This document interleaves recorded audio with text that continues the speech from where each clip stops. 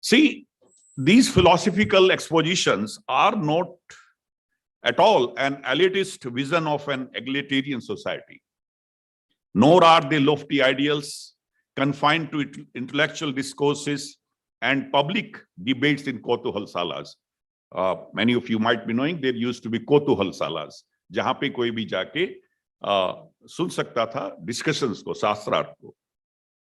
Like contemporary justice delivery system, various Dharma Sutras provide a legal framework to enforce the rules of Dharma by the king. The Raj Dharma of the king was to protect his subjects equally without any discrimination.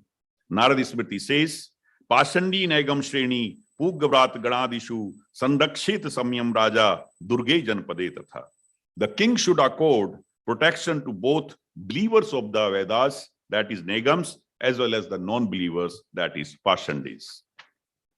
The king must support all his subjects without any discrimination in the same manner as the earth supports all living beings. Yatha sarvani bhutani dhradharyate samam tatha sarvani bhutani vibhrata parthyumritam. Even though the king was sovereign, but he was not above board. Veda exhorts that the king alone with his ministers should do farming from time to time, so that he has a feel of his subjects. In fact, in some respects, certain groups did get primacy over the rights of the king. For instance, and this is unthinkable in today's time, Yagul Smriti says, the king should leave the path if any patient, old man, person with luggage, ladies, or brahmachari is passing through the way. So this is unthinkable in today's time. Vriddhabhari Niprasannat is Trirogvarin Chakrinam. In a beautifully designed system, the Sanatan Dharma had two levels of teaching.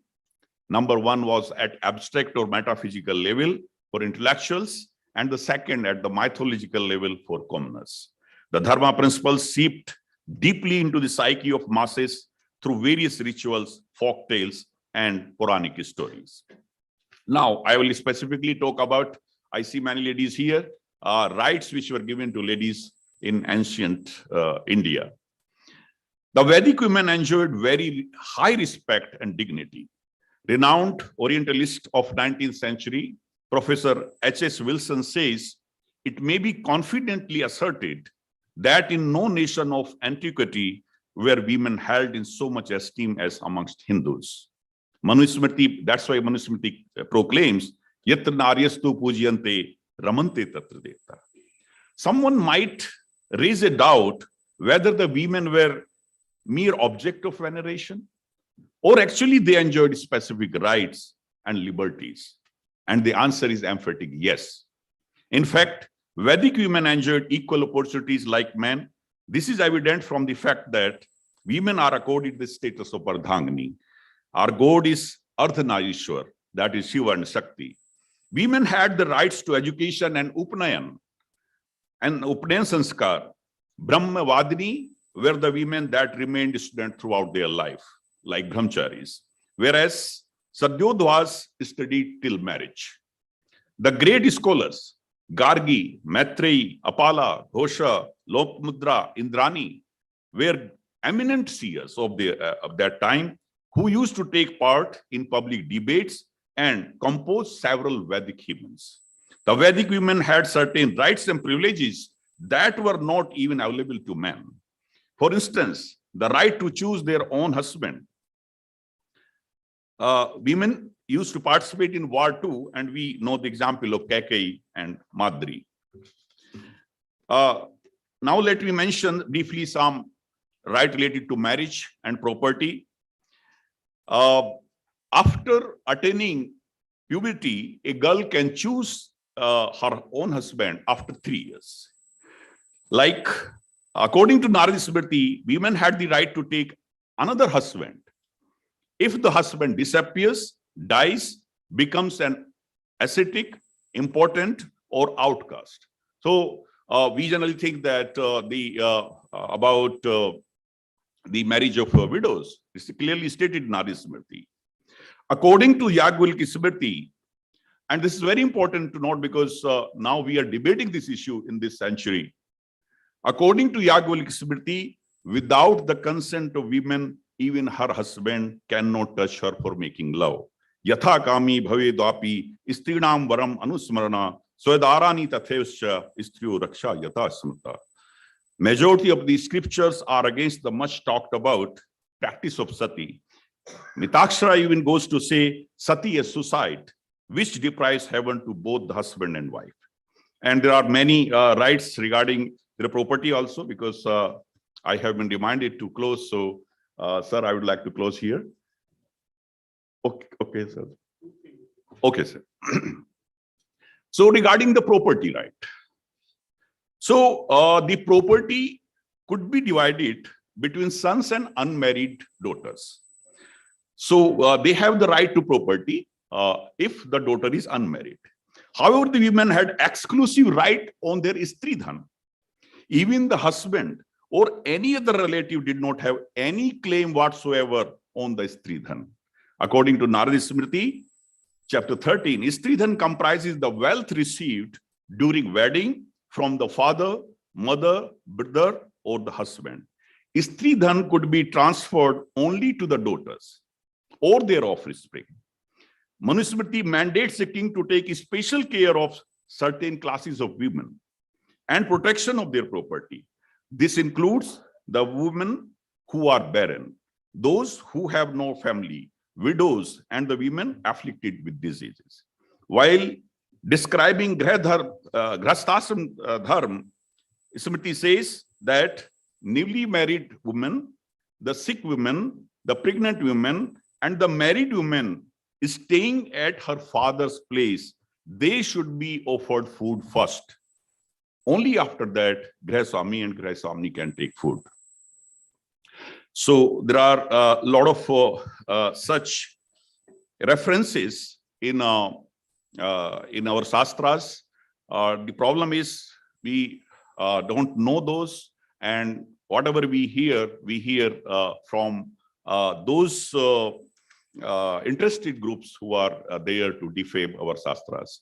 So with this, I will close here. Thank you so much. Thanks.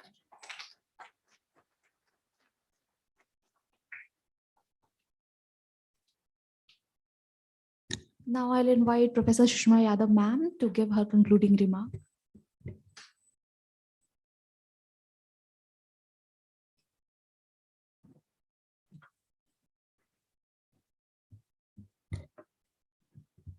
Thank you. I think the time is short, but the 4 presentations that we had did talk about presence of human rights in the ancient Indian times, or ancient era, as we say. We started with Dr. Vindupuri, who talked about non-discrimination and sambhava in Bhagavad Gita. And she talked about 3 personalities or 3 authors and scholars, Kautilya, Ambedkar, and Mahatma Gandhi, who took human rights discourse from ancient India to modern India. And I think the best definition that came from Mahatma Gandhi was, and which was repeated by another panelist, that human rights are duties well done, in fact. I would also remember Mahatma Gandhi for his another famous song, which he took from Narsingh Mehta ji, Vaishnav Janto Tene Kahiye, Je Peer Parai Jane Re. So if we are Vaishnav people, then I think rights of others surely remain intact. Dr. Murali gave us a conception of Indian culture, civilizational ethos, and religious traditions, which talk about the nature being supreme. And so rights of all living and non-living beings are to be respected by all. And so he talked about Advaita, and he talked about Ishavasyamidam Sarvam, which ends with Ten Tyakten Bhunjita. And I think the whole world is looking at us.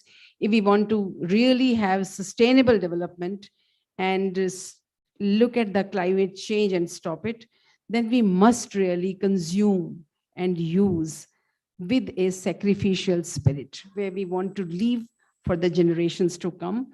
And I think that's something very, very distinct about the Indian discourse on environment and on rights as well.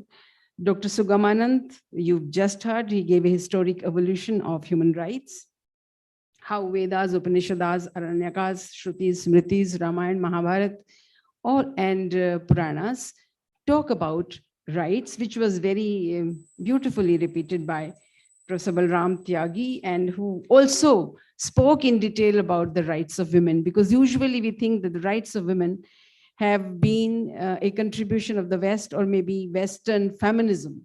But I think it comes much later, and our feminism has really to be explored much more in the years to come or in the time to come, because that's something which is very subtle but very, very distinct. This was the place where people were known by their mother's name, and mothers really directed generations and generations. Draupadi Putra, Kunti Putra, Madri Putra. I think these are the places, even Jabala Putra. So I think this kind of discourse, which was there inherent in our literature, it has to be explored. I won't go into the details which I had, because some things have already been talked about, but Rig Veda talks about rights, which must be explored, and maybe all those who are interested in writing this must explore. It talks about 3 civil rights at that time: the rights of body, Tana, the right of dwelling place, Skridhi, and the right of Jibhashi, right to life, which we hardly ever connected with the rights. And then Kautilya and the various Smritis and Dharma Shastras did talk about it. I would like to just propose one thing for the consideration of the House here and Honorable Chair. A fellow political scientist had put before UNESCO how we must construct and understand the human rights discourse in Indian tradition or Indian context.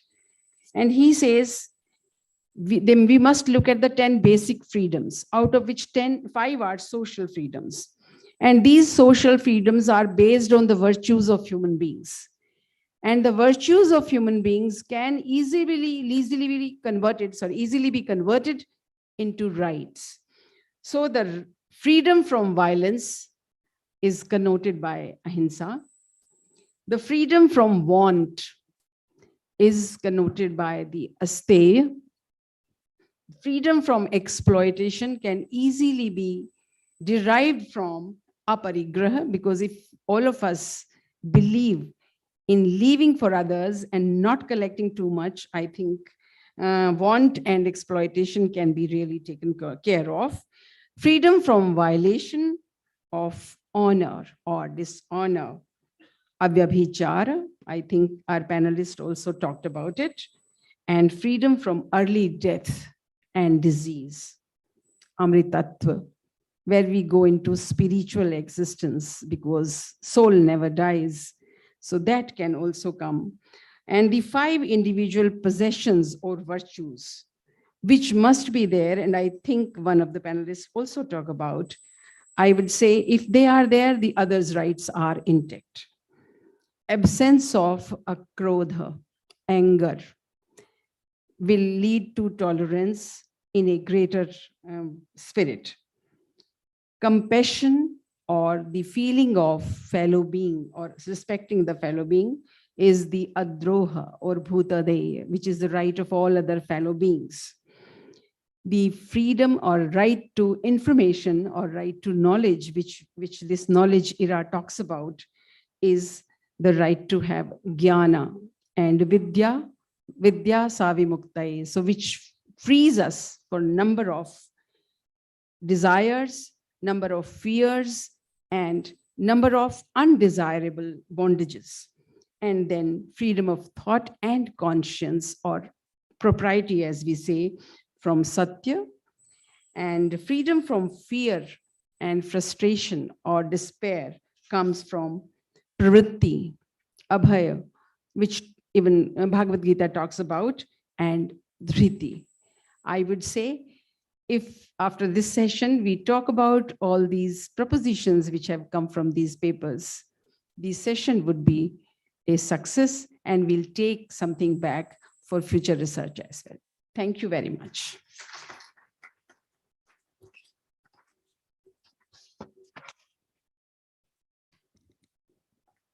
धन्यवाद professor Sushma Yadav.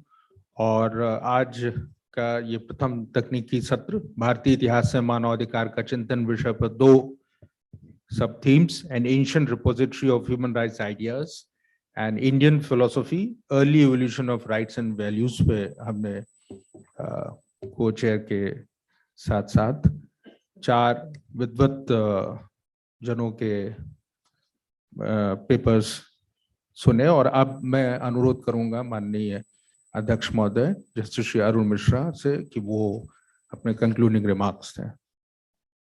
आप सब हम वहीं से दे सकते हैं। You can.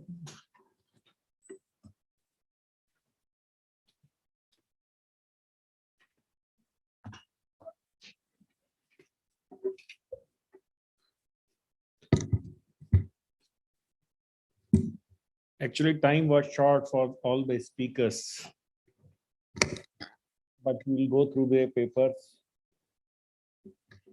and understand in more detail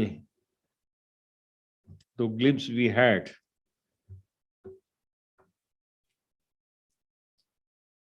I am not an expert to give concluding remarks. Firstly, I should concede.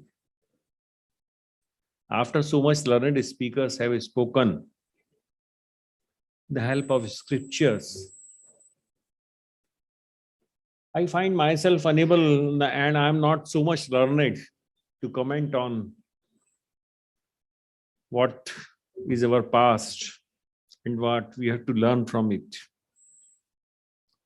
Probably this life may not be enough.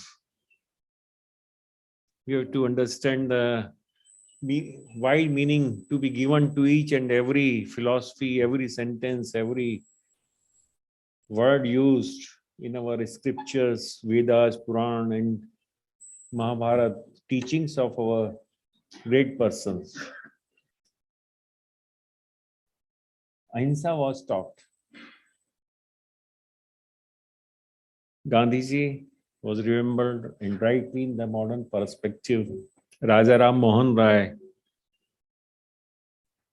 Vivekanand, Ram Krishna Paramhans, Dayanand Saraswati. Then we have to remember Akbar also.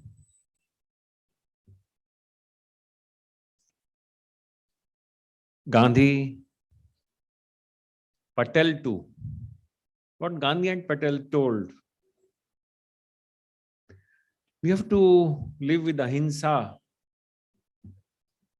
which was taught by Jain Dharma, Bauddha Dharma, Gautam Buddha.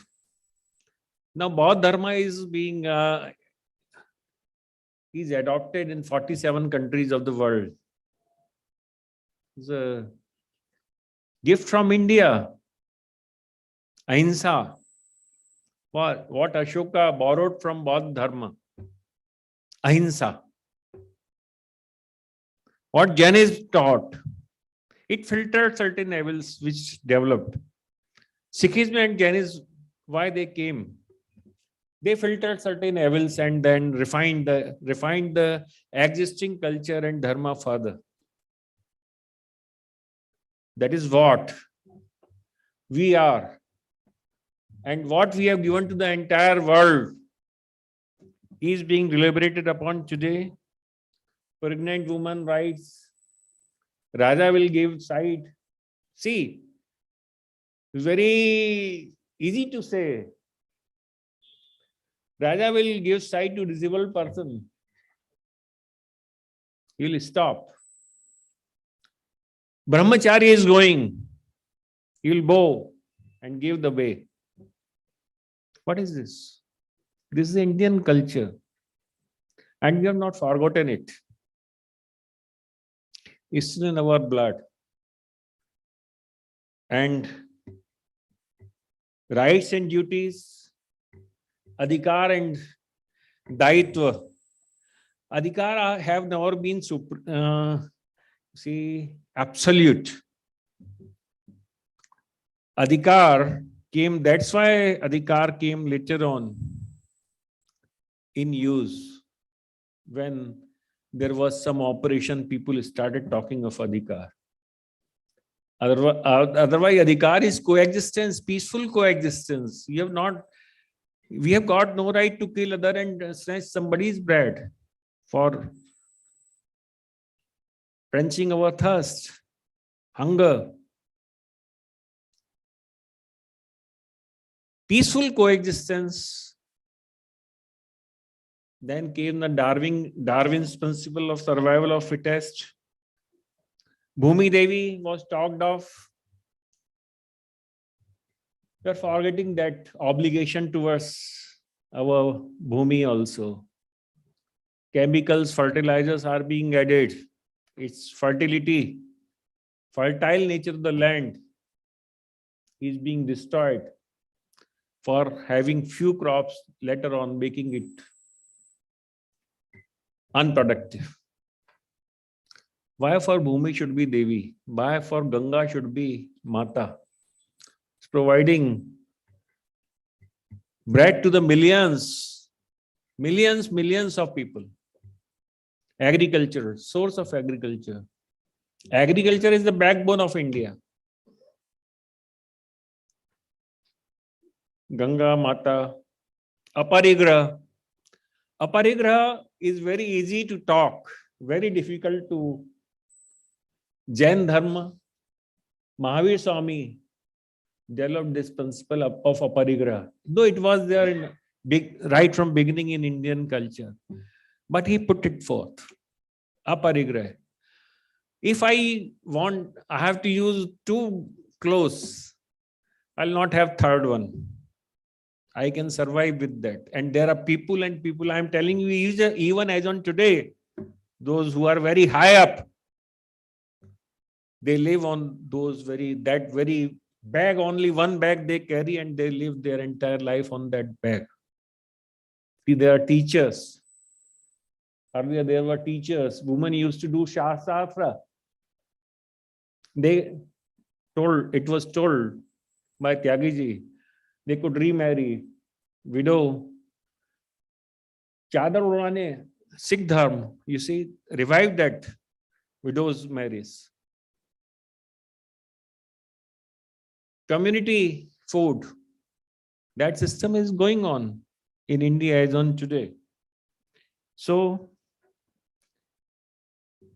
question is how to proceed further, how to develop it further, how to build upon our past and to proceed further and to meet the challenges of the day. It's not that we can bask in the glory of our forefathers.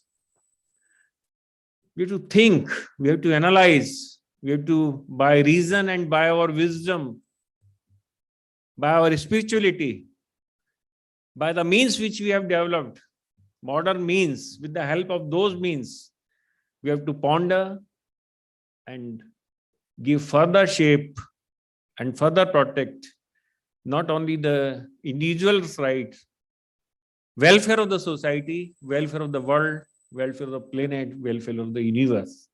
With this spirit, we have to deliberate upon the sessions and we have to hear upon the learned speakers and we have to analyze ultimately. And probably this lifetime is not enough to analyze what will be deliberated upon. This debate should go on, must go on. It's only a beginning. Thank you very much.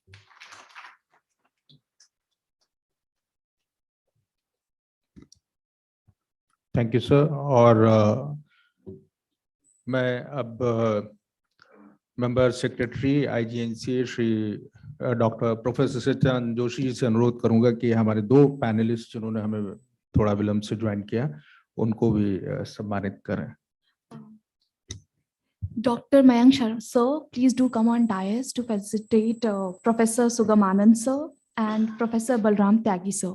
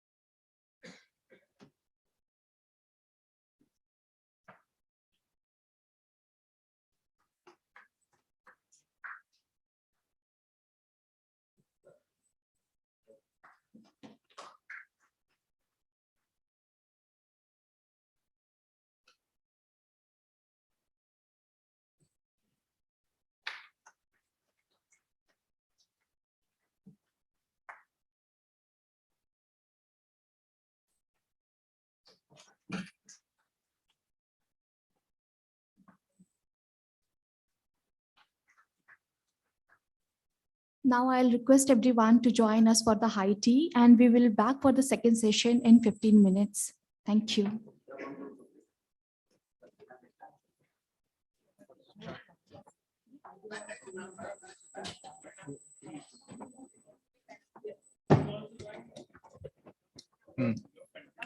We expect to reassemble here by 2:15. It's now 12 o'clock. Yeah.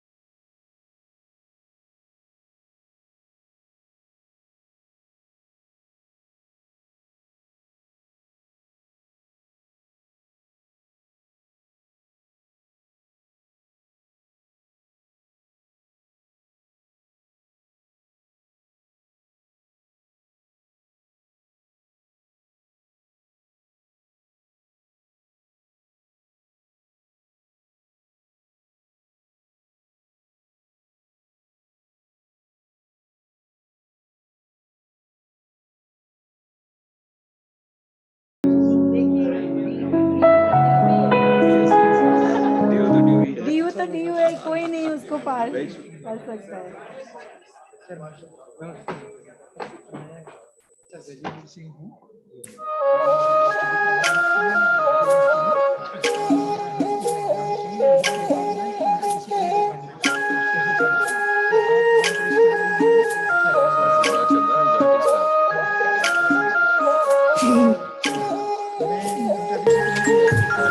Nay chân lagi. Ngoài khôi má lại.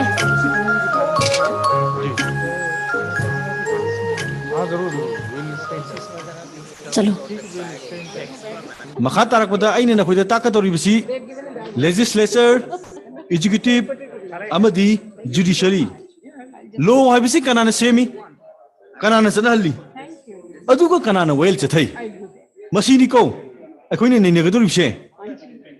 Moigi kari homela edula ibro. Tuina tum lai. कई वो है के Khangde. Supreme Court ta case ma thang ka tabani di hai. Ni har padu da serak pira di tin ga daban. Asum boyen phangadra phangadra habiti khangde.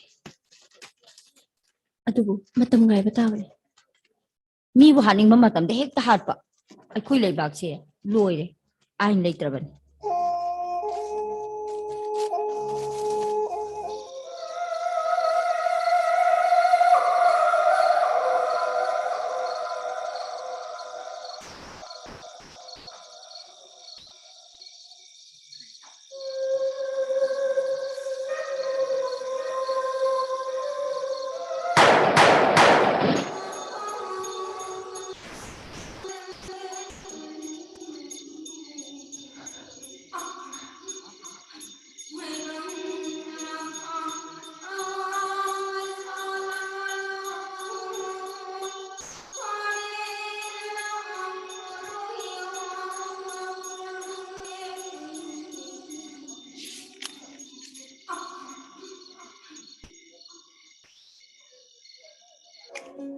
Tungpo, nang color sangiro.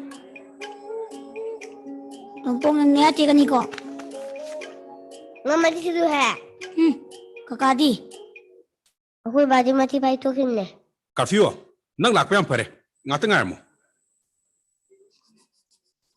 Tak kafina pulsa menyai jika ino. Oningi ni kaino. Nang tu palo oni hadudi. Aje paro odo tak tu ni. As. Se, nang form ni se.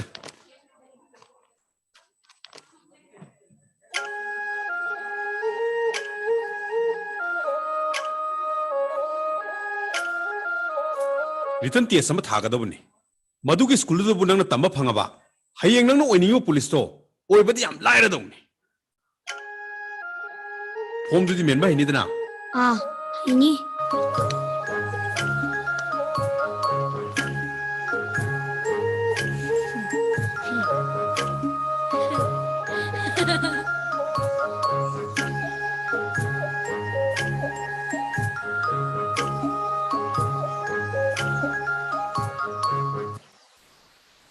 Tak kafir. Nak asing pulsa. Aisyah lisudra. Aisyah ngut puliso ni. Nanti kayo dun. Aje pulsa ni. Ha, nangarang doktor oni ada ni.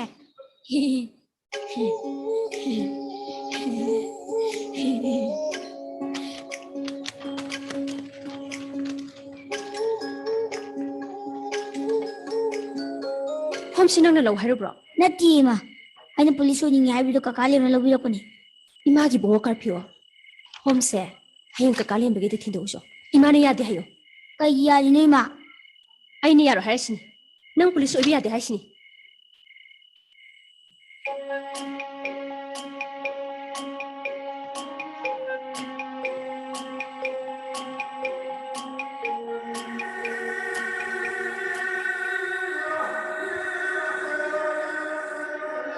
Curfew! Curfew! Curfew! Ai cha cha inde. Kai gi saning din no. Yam thuru lao.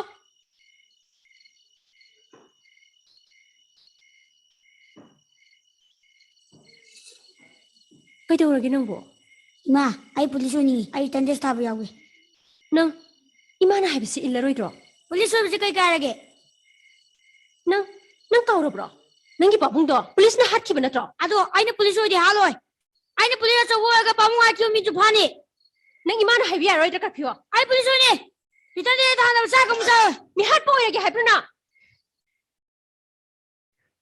Ai di mi haloi. Aina puliso ga mi mateng pangu ne.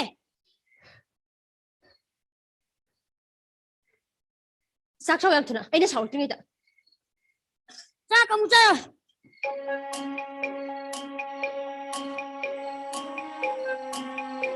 Oja, aina pulis wo gya bida nami ala gera ain chani. Oja, pulis abji noble profession ni haida ne. Mani, police si noble profession naman. Aduga kari pulis na koi pamung haliba. Niat pasilu ni yadi haida ne.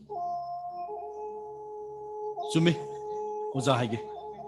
Constitution ki Article 21 ki matungina mi amagi masagi oiba liberty sokpa thabak amata logi mathukta tabu yadi. Police se logi makhada legedabni. Logi mathakta leraga wayel tawdana mi haliba police personnel singje nongmudi sera soidana maki phangdoribani. Return test di thallaroi ge da. Tombi nangi awabadu su khoi khangi.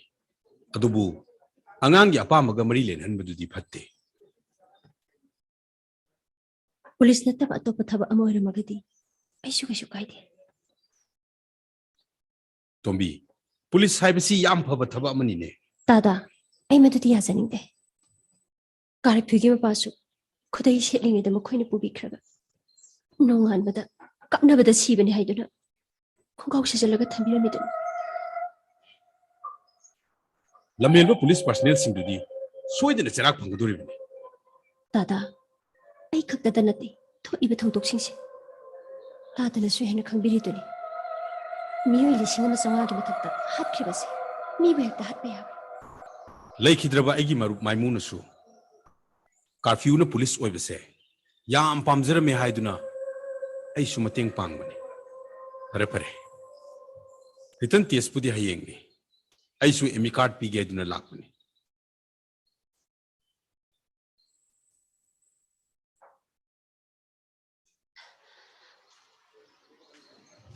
Curfew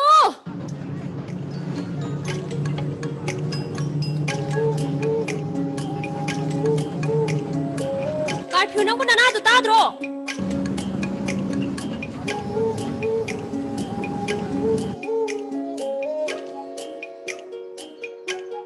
इमा आई exam थाबा इम्फाल चले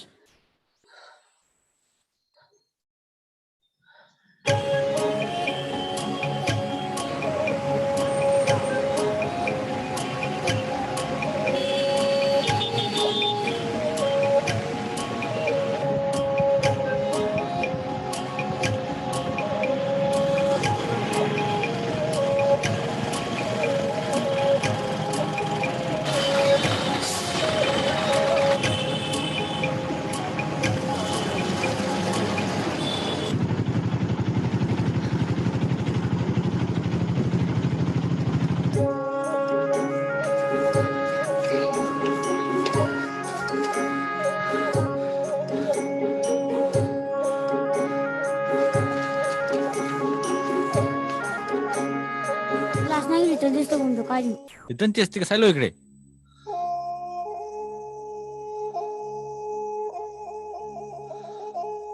करीगिनो थेंगला idea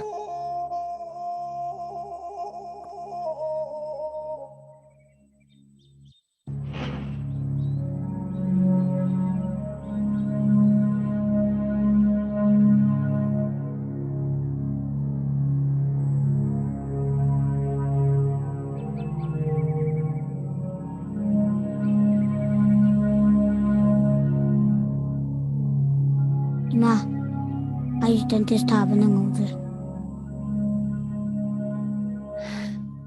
इसा city कहीं तक खालो no मथंग से ही दा थारक लोरे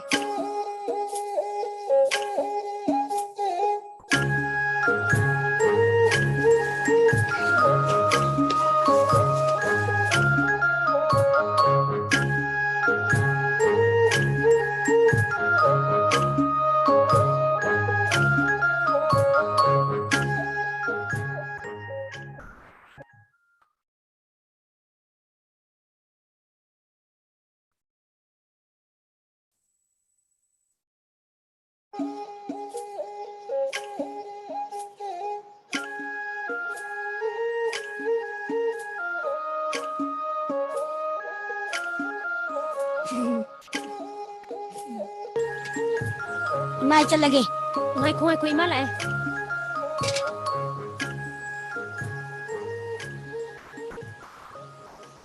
चलो मखा तारकपदा अइने नखोइदा ताकतोरिबसी लेजिस्लेचर एग्जीक्यूटिव अमदी जुडिशरी लो हाइबसी कनाना सेमी कनाना चनहल्ली अदुगा कनाना वेल चथै मसीनी को अखोइने नैनगदोरिबसे मोइगी करी होमेला एदुला इब्रो तो इन तुम लाए कई कई बुहारी के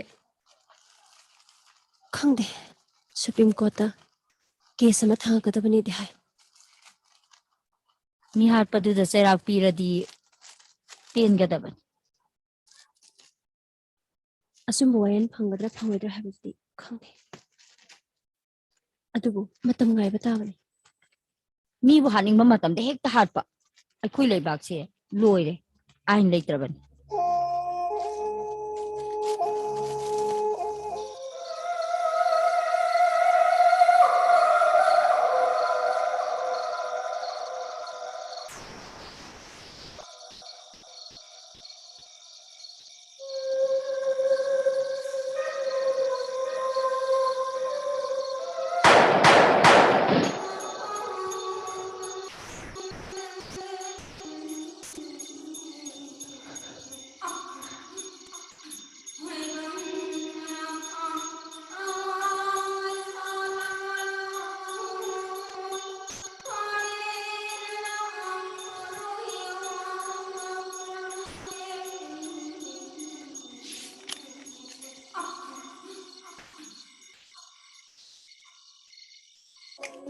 तुमपो नंग colour संगिरा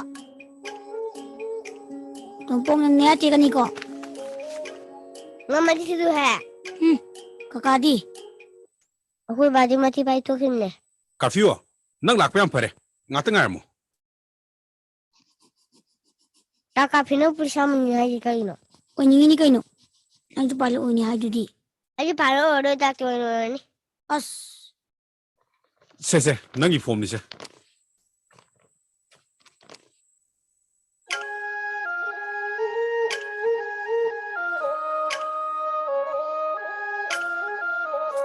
Return test sama thaga da buni. Madu ke school do bunang na tamba phanga ba. Hayeng nang no oiningu police to. Oi badi yam lai ra dong ni. Form du di men ba hini dana. Ah, ini.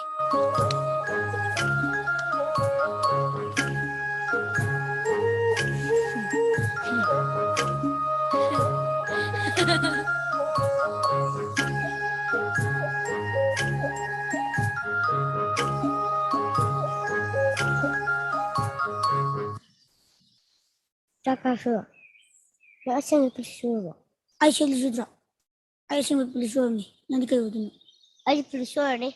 Ha, nang lang doktor oni ai dai ne.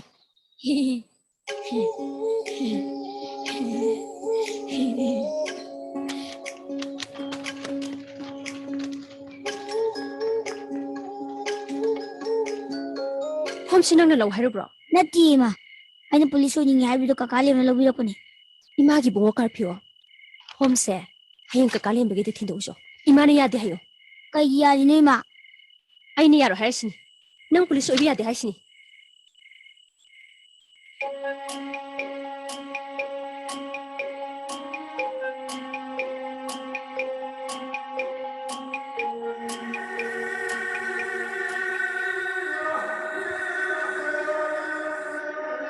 Curfew! Curfew! Curfew! Ai cha cha inde. Kai ki saning di no. Yam thuro lao.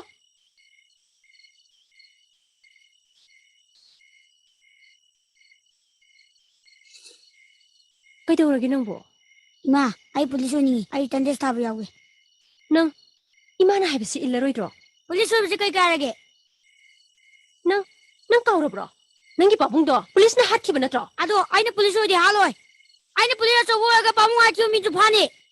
Nang imana haibi yaroi da curfew. Ai puliso ni. Bitane da na sa ka mu sa. Mi hat po ya ki haibro na. Ai di mi haloi. Ai ne puliso ga mi ma teng pang ne.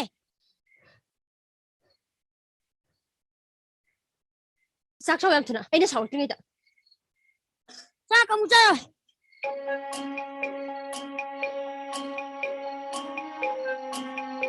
Oja, aina puliso ga bida nang mi halage ra ain chani. Oja, pulis abji noble profession ni haida ne. Mani, police saibasi noble profession naman.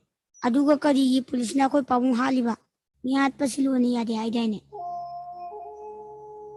Sumi, oza haige.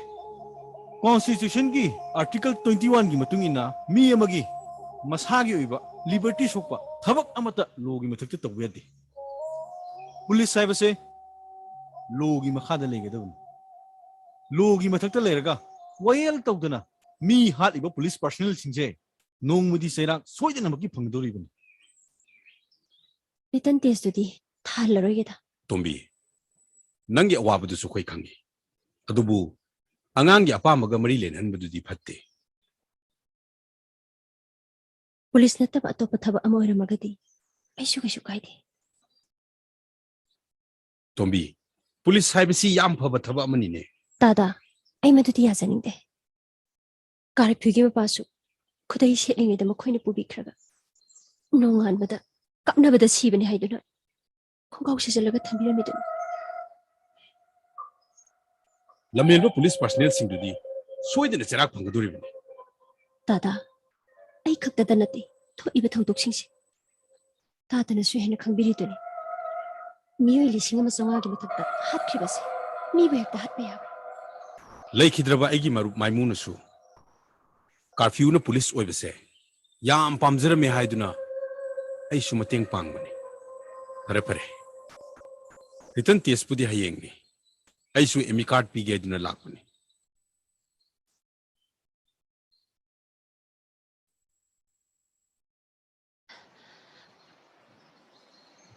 Curfew!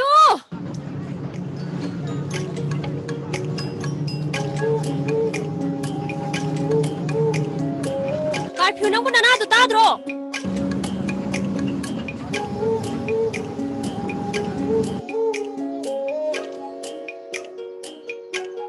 Ima, ai exam taba Imphal chale.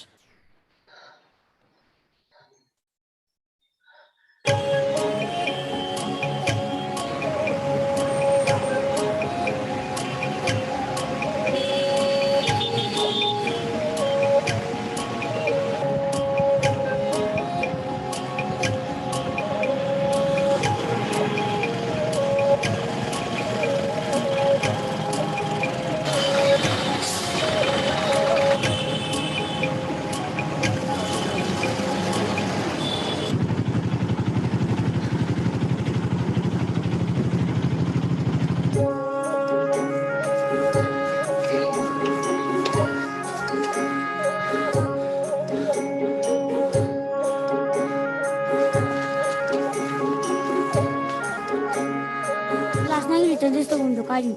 Return test ka sai loi kre.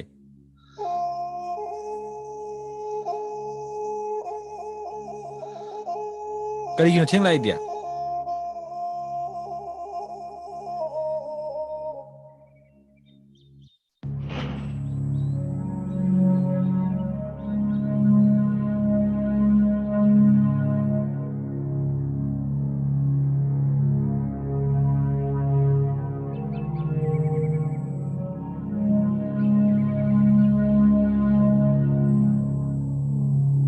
Ima, ai return this taba nang ngudre.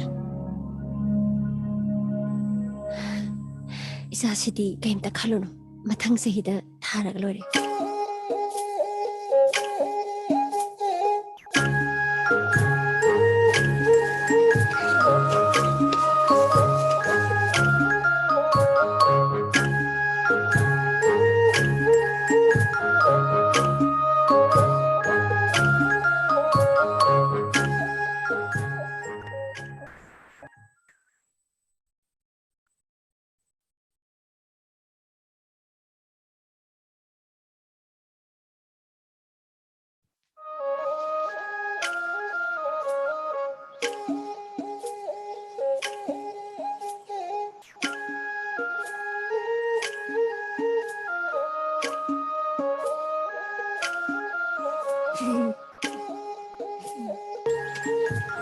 Ima ai chalage. Ngai khoi ma lai.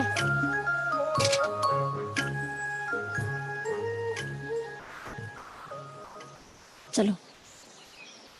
Makha tarak pada aina na khoida takatori bisi legislature, executive, amadi judiciary.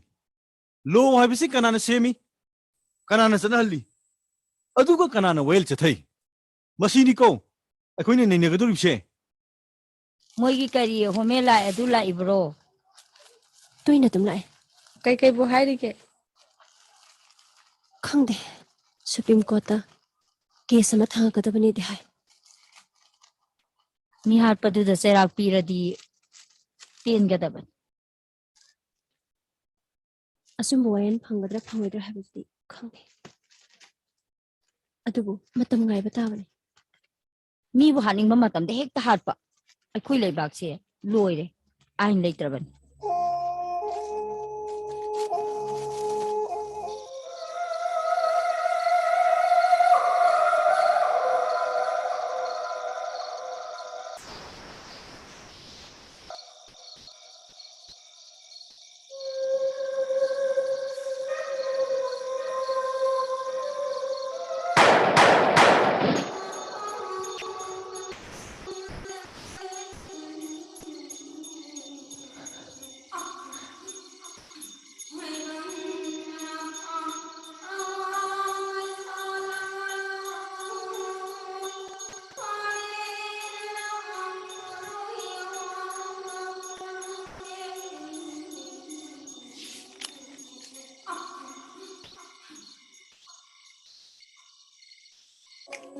Tompo, nang color sangira. Tompo nang naya teka niko. Mama di situ hai. Kakadi. Aku badi mati pai to kimne. Curfew, nang lakpa yam pare. Ngata ngarmo. Taka pina pulsa mun hai kai no. Oni kai no. Nang tu pala oni hai dudi. Aji paro odo ta ke ni. As. Se, nang form ni se.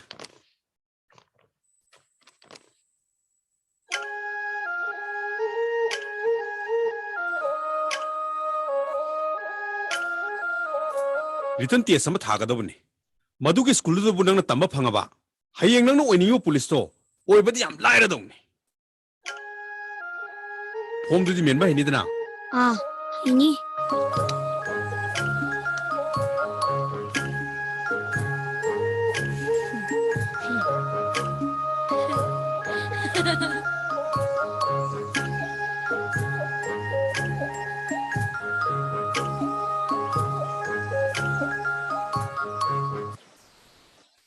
Taka so.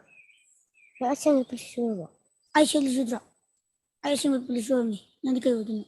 Aji pulsa ni. Ha, nang nang doktor oni hai dai ne.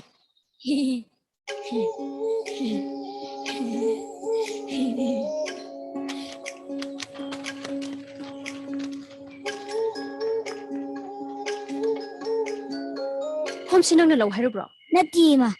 Aina police oni hai bido kakali na lobi ko ni. Ima gi bungo curfew. Home se. Hayeng ka kalim bagi thindo uso. Ima na yade hayo. Kai ya ni ma. Ai ni yaro haisini. Nang police obi yade haisini.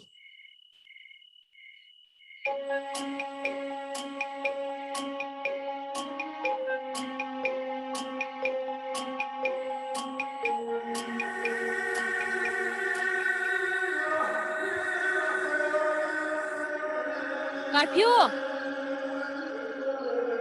Curfew! Curfew! Ai cha chainge. Kai gi saning din no? Yam thuro lao.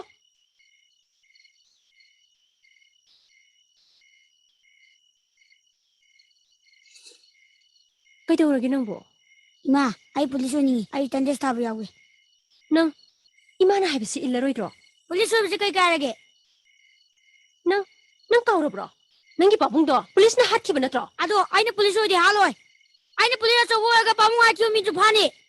Nang imana haibi yaroidra curfew. Ai police oni. Pita de da na sa kam sa. Mi hat po yagi haibro na. Ai di mi haloi. Ai ne police ga mi ma teng pang ne. Sak chaw yam thuna. Aina saw tingai da. Sa kam sa.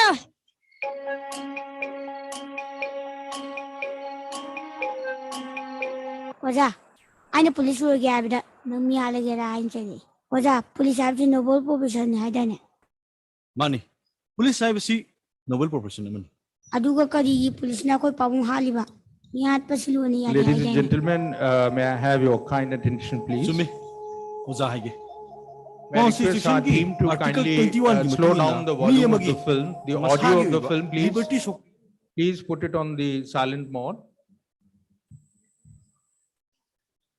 Ladies and gentlemen, may I have your kind attention, please? May I request you all to be please seated as we have to start with the second technical session. हमें दूसरे तकनीकी session की शुरुआत करनी है। समय से थोड़ा पीछे हम लोग चल रहे हैं और चूंकि हमें भोजनावकाश के बाद एक उद्घाटन सत्र में विज्ञान भवन जाना है, इसलिए मैं आप सभी से विनम्र अनुरोध करूंगा कि कृपया अपना स्थान यथाशीघ्र ग्रहण करें। मैं request Mr. Justice M.M. Kumar, Honorable Member NHRC, who is the chair of this technical session, सामाजिक परिप्रेक्ष्य में मानव अधिकार सर्वे भवन सुखना, to please come on stage and take his seat. May I also request the co-chair, Dr. Vinay Kapoor Mehra, Professor Dr. B.R. Ambedkar, National Law University, Rai Sonipat, Haryana, to please come on stage and take her seat.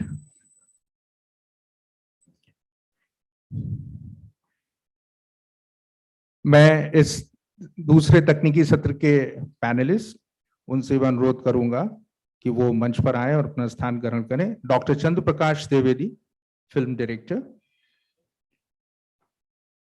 Professor Nagaraj Paturi, director, Indian academy, Hyderabad. And Srimati Jui Petier, biologist and environmentalist, Nashik.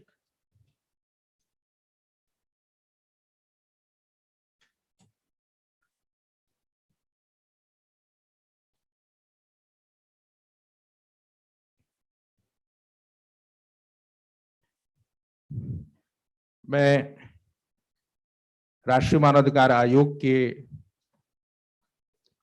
DG investigation Shri Santosh Mehra जी से अनुरोध करूंगा कि मंचासीन सभी प्रतिष्ठित जनों का स्वागत के लिए आए। सर्वप्रथम मैं उनसे अनुरोध करूंगा कि माननीय जस्टिस श्री MM कुमार साहब को पुष्पगुच्छ और प्रतीक चिन्ह से सम्मानित करें।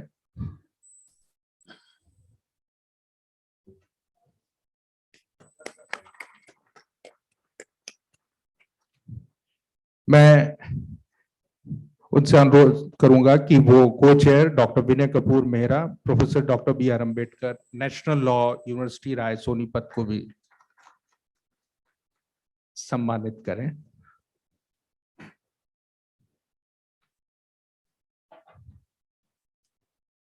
पुष्पगुच्छ। NHRC memento.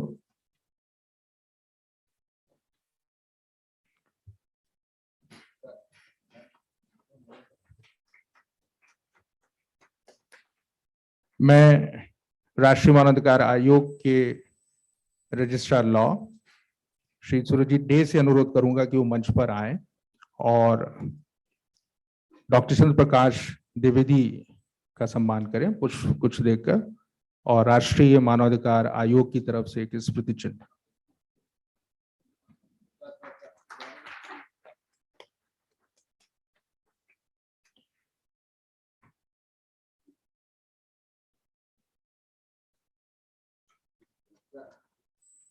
मैं श्री डे से अनुरोध करूंगा कि वो प्रोफेसर नागराज पटूरी जी का भी सम्मान करें।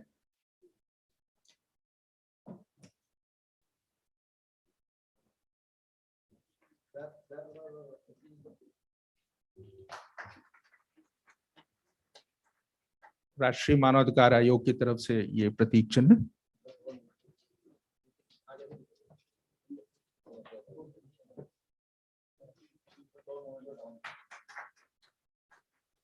धन्यवाद। अब मैं राष्ट्रीय मानवाधिकार आयोग के ज्वाइंट सेक्रेटरी श्री हरिशंकर चौधरी जी से अनुरोध करूंगा कि वो मंच पर आए और श्रीमती जोई पेठे, बायोलॉजिस्ट एंड एनवायरमेंटलिस्ट, नासिक, उनका पुष्पगुच्छ देकर सम्मान करें।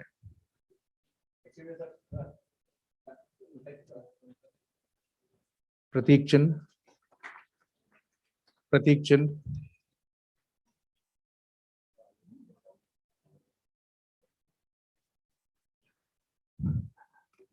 धन्यवाद।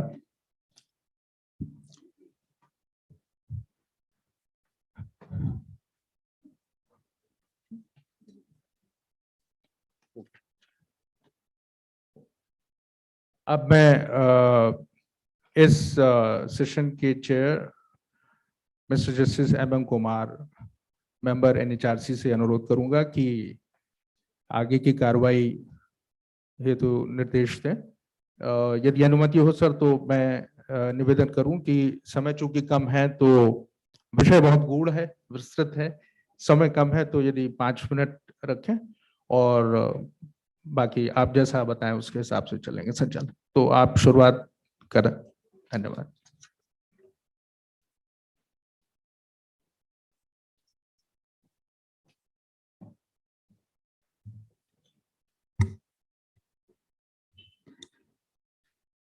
Honorable the Chairperson, Justice Arun Mishra,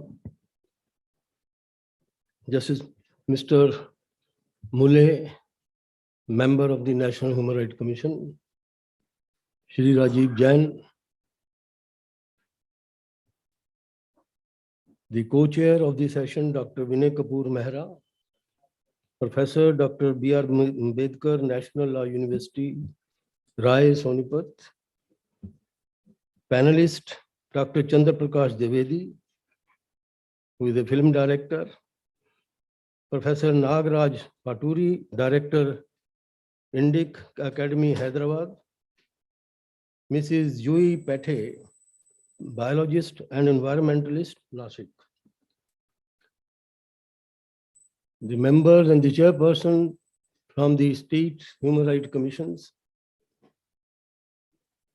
various scholars,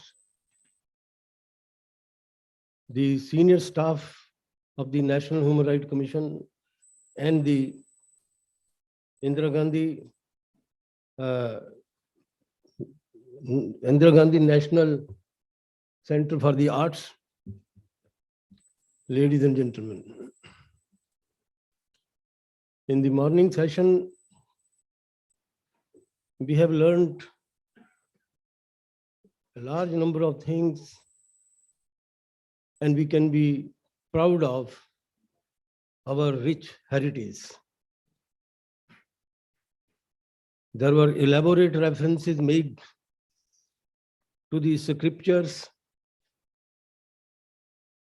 highlighting how advanced the rights of women, the rights of children, and the rights of common citizen against the kings used to be. In this session, from Ram Rajya to Savrajya, the concept of rule of law is the subject, is the topic for discussion. Friends, rights have been given in the Constitution as far as the present generation is concerned. Ram Rajya was, to my mind, a concept that it was not rule of the people in the sense we understand Savarajya. It was on account of great qualities of the ruler. And from Ram Rajya to Savrajya, we have reached by learning from various historical personalities, from Mahatma Buddha to Mahatma Gandhi, Mahavira, Sardar Patel, Subhash Chandra Bose. The concept of rule of law in the modern time is not complete without referring to Dicey. Professor Dicey says supremacy of law, no matter how high you are, but the law is always above you. Equality before law, accountability before law, fairness in its application, so on and so forth. But the question which I ask myself today, whether these principles have been imbibed practically, how far we have come to achieve these rights. To a common man, is it possible to have access to justice? In the Savrajya we have today, it is an alluring reality. We can talk about the rights in various books, scriptures, Dicey, and number of other jurists. But what is the use we are putting these rights to? Are we realistically able to get these rights to the people for whom they are meant? We talk of rights of women, domestic violence, dowry, How many cases are registered? Have been be able to imbibe the spirit and the correct perspective of these rights in the human beings, in the population of this country? That is the question which I pose to myself. When I pose this question to myself, the answer which unfortunately comes is probably we have not been able to. What methods can be adopted? How we can reach the masses to make them aware about their rights? And at the first place, why this violation should take place? That should be the question which I think needs to be answered. With these opening remarks, I thank the National Human Rights Commission as well as the Indira Gandhi National Center for Arts for providing me this opportunity to chair this session. Thank you so much. Thank you, sir. Now I'll invite Dr. Chandraprakash Dwivedi, sir, to come and put his ideas forward.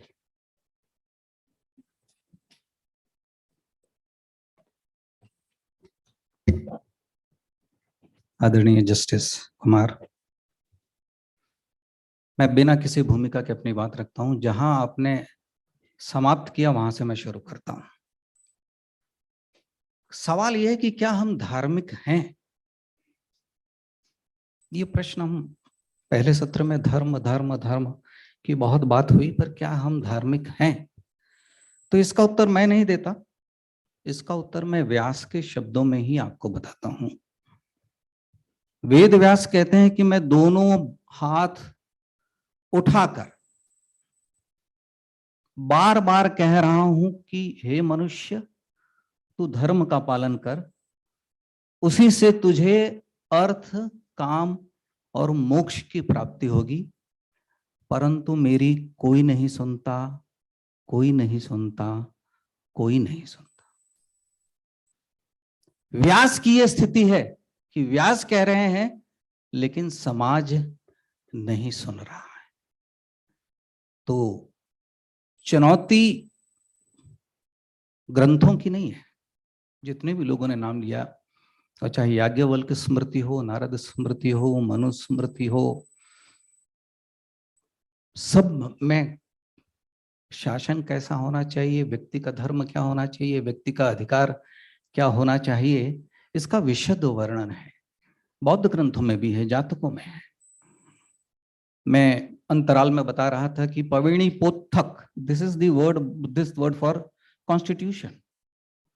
ये पविणी पोथक भी महाजनपद period में पविणी पोथक को देखा जाता था, और उसकी एक लंबी परंपरा थी कि जैसे ही कोई व्यक्ति अपनी शिकायत रखता है, उसे एक ब्लैक बोर्ड पर लिखा जाता है, पढ़वाया जाता है कि क्या उसकी शिकायत सही है, और उसके बाद उसे बड़े कपड़े पर वापस लिखा जाता है ताकि वो सुरक्षित रखा जा सके।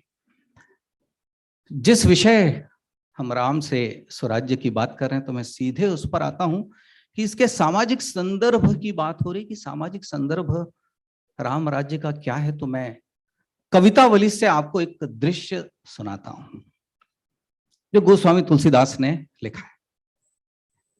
खेती न किसान को, बनिक को न भीख, खेती न किसान को, भिखारी को न भीख, बलि बनिक को बनिज न, चाकर को न चाकरी। जीविका विहीन लोग सिद्ध्यमान सोच बस, कहें एक एकन सौ कहां जाई का करी। बेदहु पुराण कही, लोकहु बिलोकित सांवरे, सबे पे राम रावरे कृपा करो, दरिद दसानन दवाई दुनि दिन बंधु दुरित दहन देखी, तुलसी हा हा करी। क्या मतलब है इसका? किसान के पास खेती नहीं, भिखारी को भीख नहीं, बनिए का व्यापार नहीं, नौकरी के बिना दुखी लोग यहां वहां घूमते एक दूसरे से पूछ रहे हैं कहां जाएं, क्या करें। वेद पुराण कहते और लोक में भी यही देखा गया है कि संकट के समय राम ही कृपा करते हैं। दीन बंधु राम, दरिद्रता रूपी रावण ने दुनिया को दबोच लिया है, उसके अत्याचार की आग देखकर तुलसीदास हाहाकार करते हैं। तुलसी की कविता में देश भी है और राम भी है। तुलसी की हाहाकार में देश की हाहाकार है, किसान की हाहाकार है, निर्धन की हाहाकार है, नौकरी पर जीने वाले की हाहाकार है। कभी कभी लगता है कि तुलसी की कविता में सिर्फ एक ही मांग है, देश के लिए राम, देश के लिए राम राज्य, देश के लिए स्वराज। मेरे पास बहुत लंबी सूची है, governance and civil services in Ramayana. मैंने इस पर काम किया था, इसलिए मैं सीधे उस विषय पर आता हूं जो भरत से राम प्रश्न करते हैं। जिन्होंने वाल्मीकि रामायण पढ़ी होगी, उसमें शततः सर्ग, 100वां सर्ग जो है वो भरत और राम के बीच में संवाद है। और मुझे अगर ठीक से याद है तो श्री राम ने 88 प्रश्न भरत को किए हैं। उन 88 प्रश्नों में हमारे वर्तमान के लगभग सभी प्रश्न सम्मिलित हैं। 88 में पढ़ने जाऊंगा तो 5 मिनट से ऊपर का समय होगा, परंतु जिसका संबंध सीधे न्याय से है वो मैं आपके लिए पढ़ता हूं। श्री राम और भरत, अयोध्या कांड, शततः सर्ग। श्री राम भरत से पूछते हैं, कभी ऐसा तो नहीं होता कि कोई आदमी किसी श्रेष्ठ, निर्दोष और शुद्ध आत्मा पुरुष पर आरोप लगा दे और इस बारे में शास्त्र जानने वाले कुशल विद्वानों से विचार किए बिना ही लालच में उसे आर्थिक दंड दे दिया जाता हो? जो चोरी करते पकड़ा गया हो, पूछताछ करने पर भी जिसका चोर होना साबित हो गया हो और जिसके खिलाफ बहुत सारे सबूत हो, ऐसे चोर को भी तुम्हारे राज्य में धन के लालच में छोड़ तो नहीं दिया जाता? यानी धन के लालच में चोर को छोड़ देना रामायण काल से हमारे समाज में चला आ रहा है। रघुकुल भूषण भरत के लिए, यदि धनी और गरीब में कोई विवाद छिड़ा हो और वह राज्य के न्यायालय में निर्णय के लिए आया हो, तो तुम्हारे मंत्री धन आदि का लोभ छोड़कर उस मामले पर विचार करते हैं ना? रघुनंदन, निरपराध होने पर भी जिन पर झूठा आरोप लगाकर दंड दिया जाता हो, ऐसे लोगों की आंखों से जो आंसू गिरते हैं, वे पक्षपात पूर्ण शासन करने वाले राजा के पुत्र और पशुओं का नाश कर डालते हैं। इस तरह के कुल 88 प्रश्न हैं और आपको कई उसके पर्यावरण के संदर्भ में है, कई तालाब के संदर्भ में है, कृषि के संदर्भ में है कि क्या तुम्हारे किसान वर्षा पर ही तो निर्भर नहीं है? क्या तुमने कोई उनके लिए और व्यवस्था की है?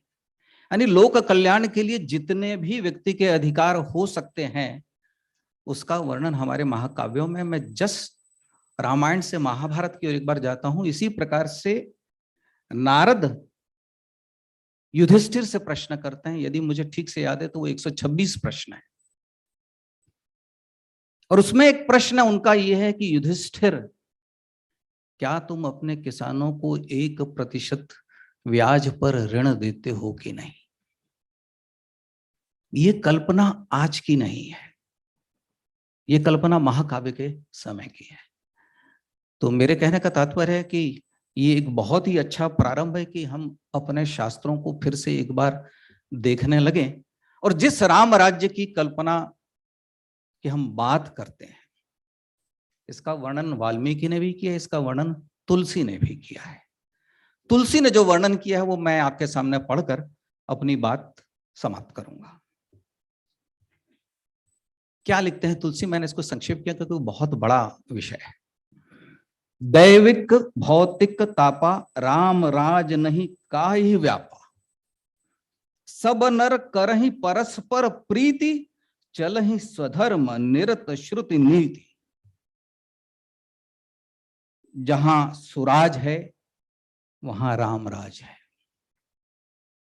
जहां दुख नहीं, भय नहीं, द्वंद्व नहीं, जहां सभी एक दूसरे से प्रेम करते हैं, सभी श्रुति और नीति के अनुसार अपने अपने स्वधर्म का पालन करते हैं, वहां रामराज है। जहां सत्य, शौच, दया और दान है, जहां पाप नहीं है, वहां रामराज है। जहां अकाल मृत्यु नहीं, अकाल मृत्यु नहीं, पीड़ा नहीं, रोग नहीं, गरीबी नहीं, गरीब नहीं, दुखी नहीं, अशिक्षित नहीं, अशुभ नहीं, वहां रामराज है। जहां दंभ नहीं, अधर्मी नहीं, दुष्ट नहीं, कपटी नहीं, धूर्त नहीं, वहां रामराज है। जहां स्त्री पुरुष चतुर है, गुणों का आदर करने वाले हैं, विद्वान और ज्ञानी हैं, दूसरे के उपकार को मानने वाले हैं, वहां रामराज है। जहां सभी उदार हैं, सभी परोपकारी हैं, पुरुष एक पत्नी और स्त्री एक पत्नी व्रती है, वहां रामराज है। जहां दंड केवल सन्यासियों के हाथों में है, यानी दंड शब्द दंड के लिए नहीं, सिर्फ सन्यासी के हाथ में जो दंड है उसके लिए प्रयोग होता है, यानी दंड की समाज को आवश्यकता ही नहीं है। जहां जीतो शब्द केवल मन को जीतने के लिए सुनाई पड़ता है, क्योंकि राम के राज में कोई ऐसा नहीं, कोई शत्रु नहीं, क्योंकि राम राज में कोई अपराध नहीं, इसलिए दंड नहीं। जहां भेद शब्द नाचने वालों के नृत्य समाज में सुर और ताल के भेद के लिए सुनाई पड़ता है, क्योंकि राम राज में भेद नीति की जरूरत ही नहीं। जहां पक्षी कुहकते हैं, पशु निर्भय वनों में विचरते हैं, भौरे फूलों का रस पीकर गूंजते हैं, जहां पेड़ फल देते हैं, गायें मन चाहा दूध देती है, धरती खेती से सदा हरी भरी रहती है, जहां नदियां स्वच्छ हैं, तालाब कमलों से भरे हैं, मेघ मन चाहा पानी देते हैं, जहां बावलियां, तालाब और कुएं हैं, वहां रामराज है। जहां सुख संपत्ति है, विवेक नरेश है, विराग सचिव है, यम नियम वीर है, वहां रामराज है। जहां राजा का अनुशासन है, पर जहां राजा कोई गलत बात करे तो उसे टोकने का अधिकार है, वहीं रामराज है। मैं एक आखिरी बात कह के कि रामराज वो है जहां आप सम्राट को भी, राजा को भी, शासक को भी प्रश्न कर सकते हैं। सोई सेवक प्रियतम मम सोई, मम अनुशासन माने जोई, जो अनीति कुछ भाषो भाई, तो मोही बर जहु भय बिसराई। मुझे वह प्रिय है जो मेरा अनुशासन माने, पर यदि मैं कुछ गलत करूं तो बिना भय के मुझे टोकना भाई। ये श्री राम का अपने राज्याभिषेक के बाद का संवाद है जो वो अपनी प्रजा से कहते हैं। तो मुझे लगता है मैंने आपके सामने ये विचार के लिए एक आलेख रख दिया है। अब इस पर हम आज और भविष्य में भी विस्तार से बात कर सकते हैं। बहुत बहुत धन्यवाद।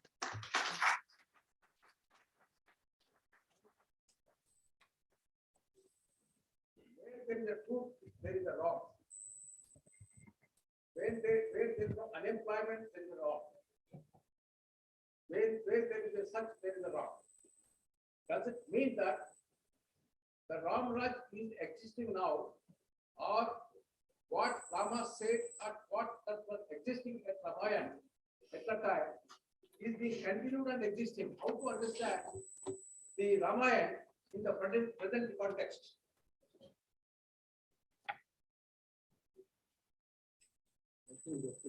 मैं इस पर मैं इसलिए मैं छोड़ देता हूं।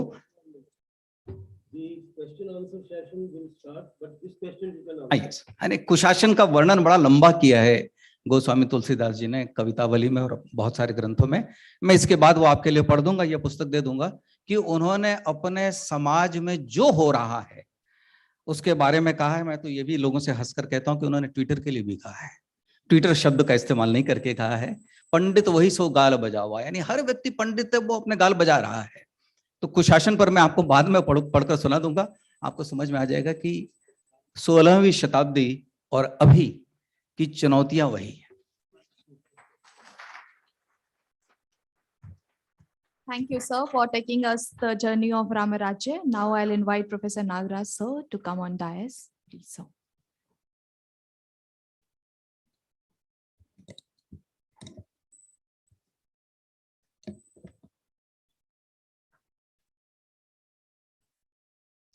Respected Chair, Justice Mishra, and the co-chair and my co-panelists, and all the dignitaries on the other side of the dais. I'm very glad that I'm on this dais today, fresh from a conference that my organization, Indic Academy, conducted on Indic thought on jurisprudence, Indic thought on law, ethics, and justice. And I'm also glad that I'm in a session where my pet topic, environmental aspects, is also covered. And I'm glad that there is an environmentalist sitting as a co-panelist in this session. So that I'm going to, I need to be brief. Since we are running out of time, I made a few points that we can put to the House for thought. In the earlier session, I saw the panelists talking about how much our tradition is in coherence with Universal Declaration of Human Rights. My friends, are we all aware that this declaration is heavily under criticism? We are trying to be in consonance with it as it is the final word. But my friends, today, African societies, Latin American societies, many of those cultures which have been undermined as pagan cultures, indigenous societies, are critiquing the so-called Universal Declaration of Human Rights. We are now at a phase of decolonizing every thought process. And did we think of decolonizing human rights thought?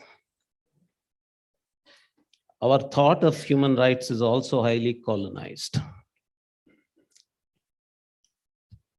During the tea, someone was saying, usually when there is a title like human rights, I would expect people who are anti-establishment, anti-government, and those who fight for extremists, those who fight for those who attack human beings with their violence.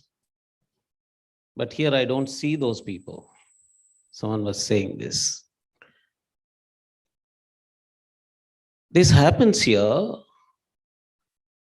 because this is a place where dharma is considered to be mutual. In the Purushartha model, you have right to artha, which is right to power, right to wealth. And you have right to kama, which is right to pleasure. But these two, as Chandra Prakash ji was also mentioning, as mentioned by Vyasa, are controlled by a linear programming, optimization, the most profit line. When you want to get the most profit out of artha, when you want to get most profit out of kama, It happens to be tussled, it happens to be competed by the rights to artha and rights to kama by others. So when you're pressing on the toes of others, others' rights to artha, others' right to kama, then that brings the limitations to your rights. Unfortunately, we have been talking about individual rights, but we have never talked about the limitations to these individual rights. And dharma is all about those limitations to individual rights. And those limitations do not nullify the rights. They only put limitations to the rights. And these limitations come out of an operations research. Draw the most profit line. If you're going below that or above that, you're losing the profit. So dharma is all about the most profit line within the competition of human rights of all the individuals with each other. And what is missing in the contemporary debate of jurisprudence and governance and all that is virtue ethics. We have been talking about this in the earlier session also. We have been talking about asteya, aparigraha, all these. But these are virtues of individuals. Who has to ensure dharma? Individuals have to ensure dharma with their dharmic behavior, yes.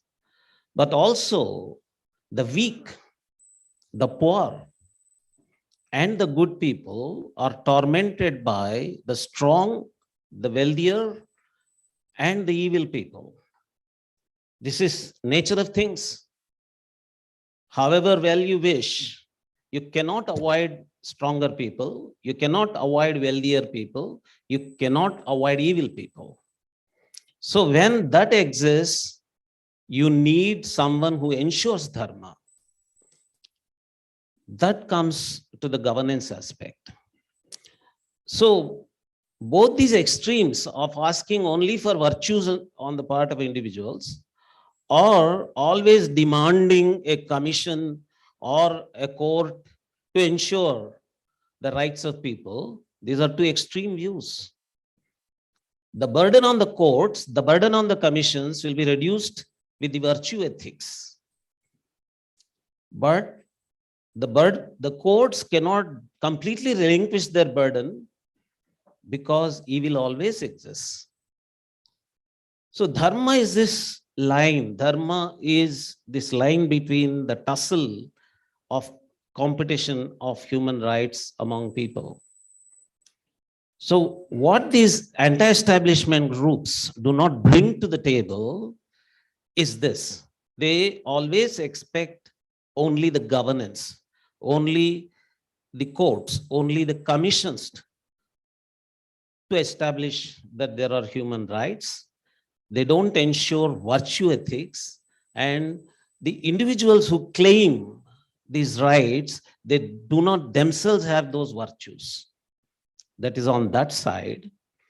And the commissions also, they are overtaken by the emotional drama that is created around the victimhood narratives. Every time there is a victim all the time. And the commissions are overtaken by that. Courts are overtaken by that. So what dharma ensures is that dharma can be harsh also. Dharma can be harsh to the people, to the loss of rights of those who violate the rights of others. Those who violate the rights of others do not have rights. It has to be ensured by the agencies executing justice. This absolutism in terms of liberty, freedom, rights is completely plaguing the system. We have to overcome this, move towards relativism. Talking of relativism, I'm I remember the word social justice as one of the themes. In India, we have two kinds of occupational groups. Traditionally, we had hereditary endogamous occupational groups, which are given the name Jati, Jat.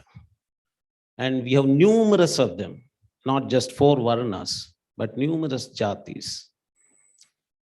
And the basis of this was diversity. The basis of this was right. A particular hereditary occupation was 100% reserved for a particular Jati.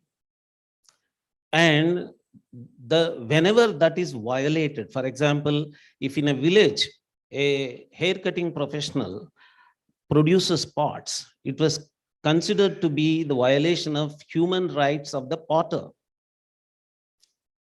When a potter goes to cut the hair as a service, it was considered to be the violation of human rights of the haircutting professional.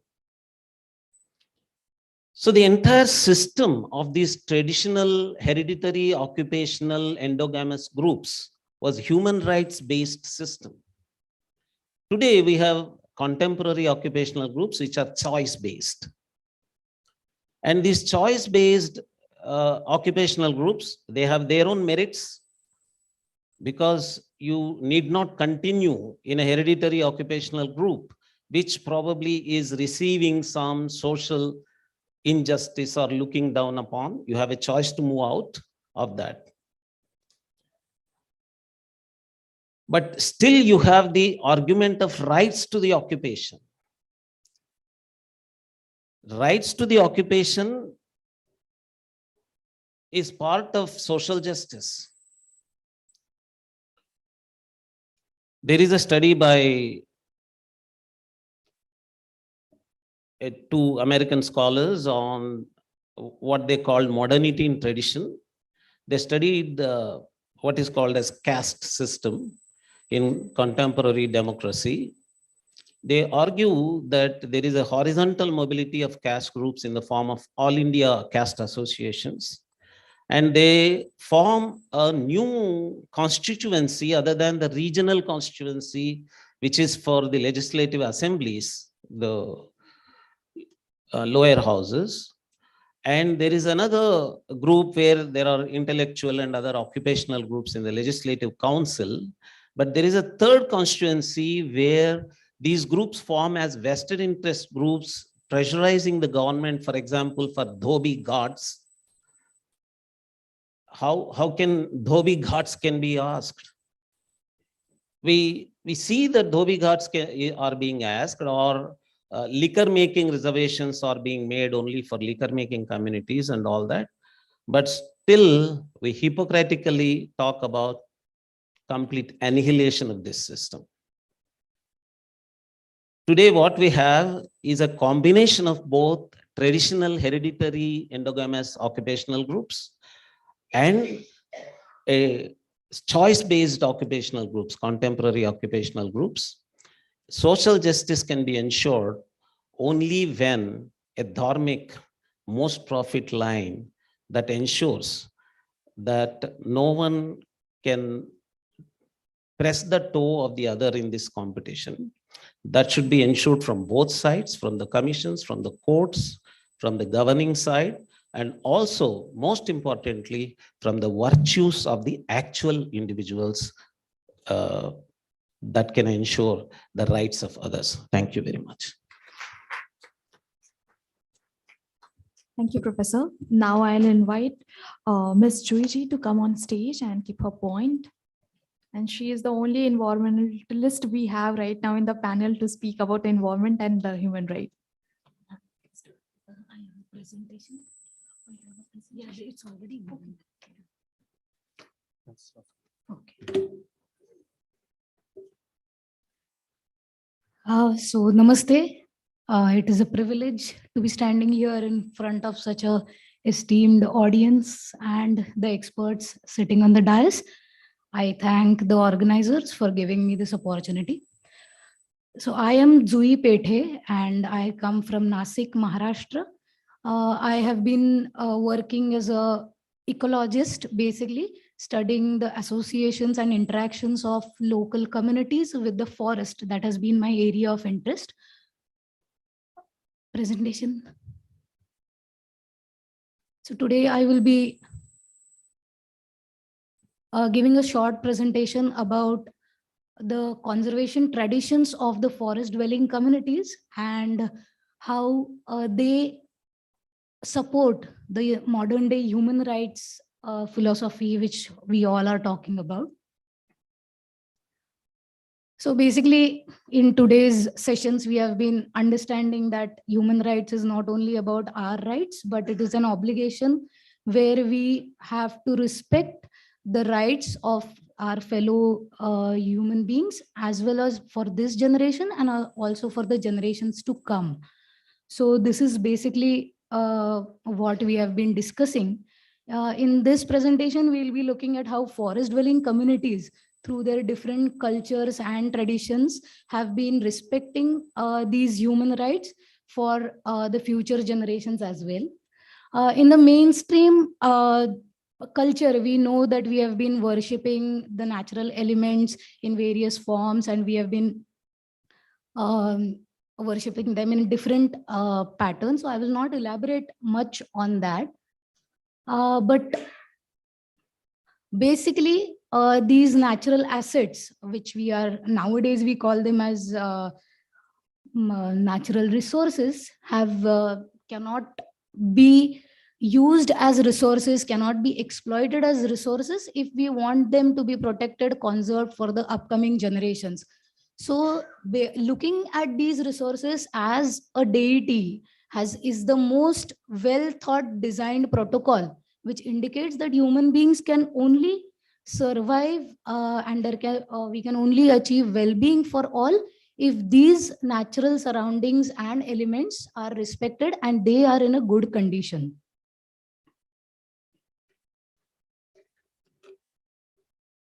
So our Bhumi so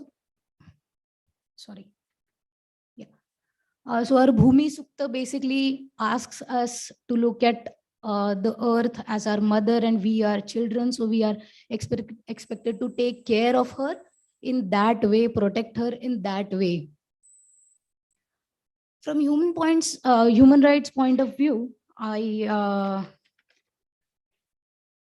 basically it is these natural resources. If a healthy, protected natural landscape, along with its biodiversity, is important for survival and well-being of all creatures, including man.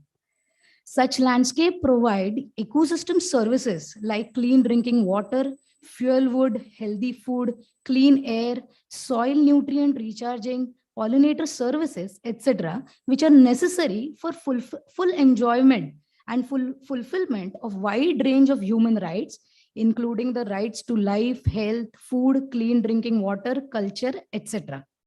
In short, protecting a landscape is synonymous to protecting ecosystem services, which are necessary for protecting human rights of the community.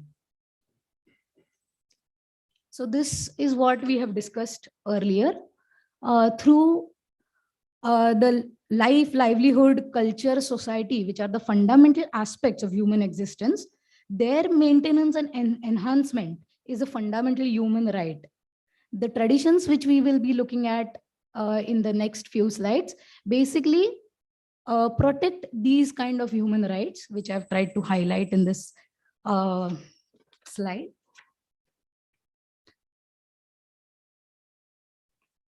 Forest dwelling communities have a close association with their surroundings. They fulfill their day-to-day requirements through it. Therefore, slightest change in the landscape can affect these communities to a greater extent, either in a positive or a negative way. These communities are therefore very particular about conservation and protection of their forests and their surroundings. Biodiversity conservation and reverence towards the natural elements is depicted from their rituals, their festivals, and their lifestyle as a whole.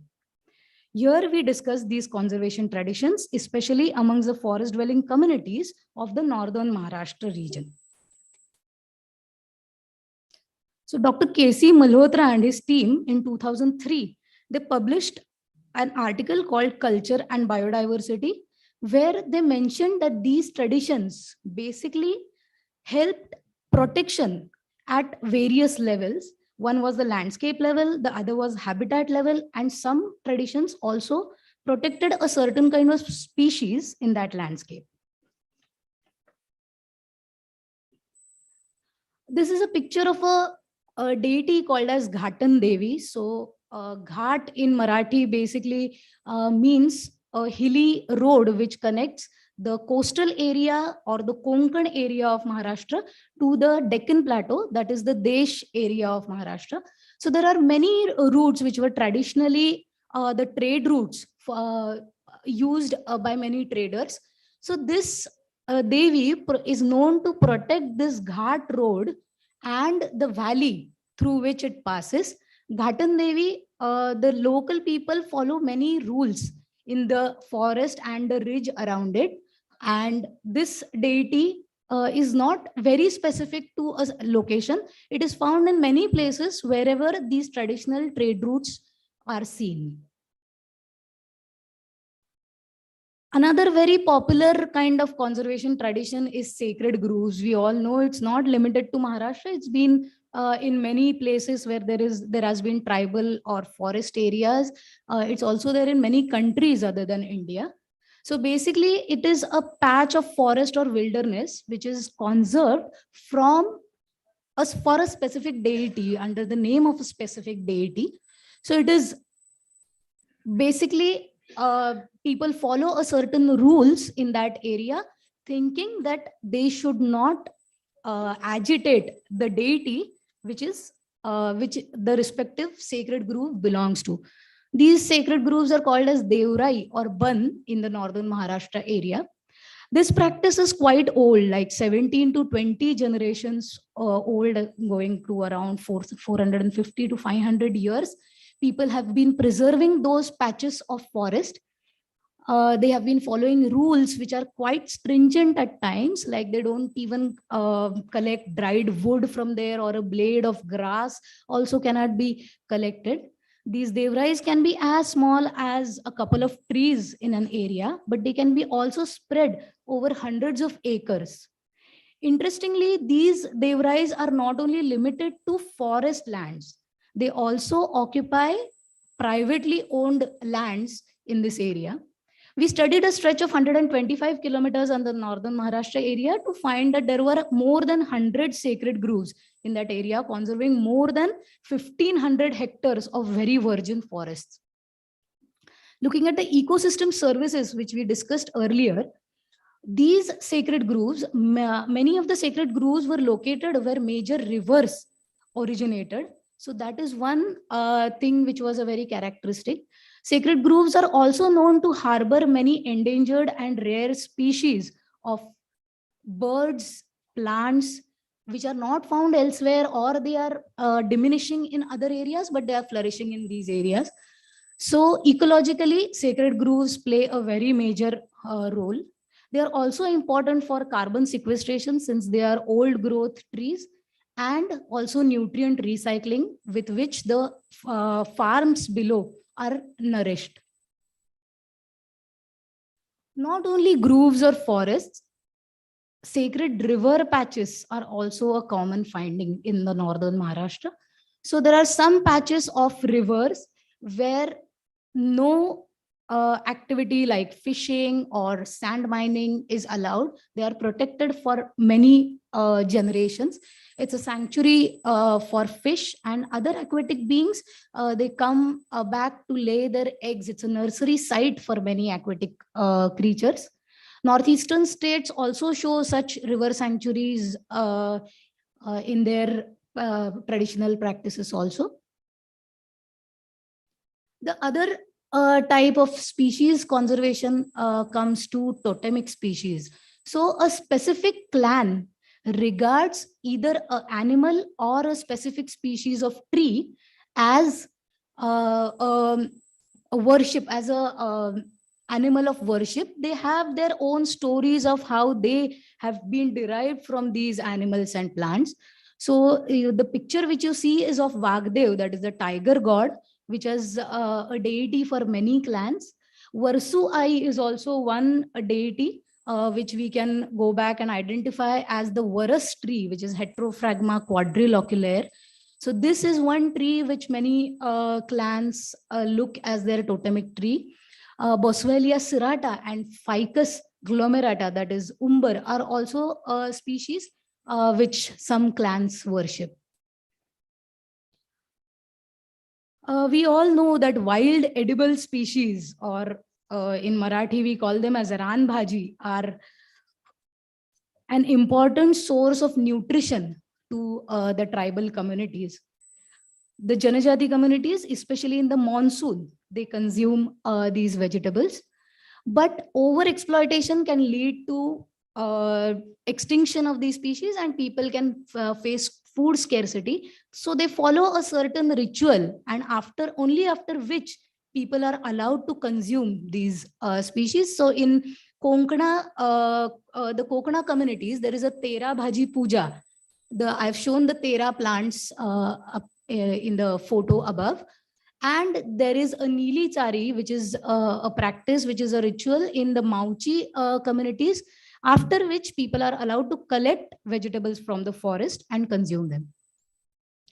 Then there are many species which are associated with specific rituals, in which there is Ficus glomerata, Boswellia serrata, Syzygium cumini, that is jamun, Mangifera indica, which is mango, Maduka indica, which is mahua. These are considered as auspicious. They're used during their naming ceremonies or childbirth or marriage. And therefore, these species get protection from felling and logging. Then the traditional livestock rearers in this landscape protect grasslands from many generations. Around 4 to 5 generations they have been protecting, that is around 100 years. They have been protecting patches of fodder or grasses for their livestock needs. This is another tradition mostly seen only in privately owned lands. So it is a very interesting kind of practice. These Rakhandran is what it's called. It makes up to 10% of the privately owned land mass in that area. Many grass species and grass birds, mammals, which are dependent on grasslands, are protected through this practice. So these are important traditions which have very high conservation value and potential even in today's scenarios. They must not be dismissed as superstitions or backwardness. They need to be documented, studied, and promoted, even replicated. Yeah, this is the final slide. And replicated even for good conservation results. Yeah, thank you for this opportunity.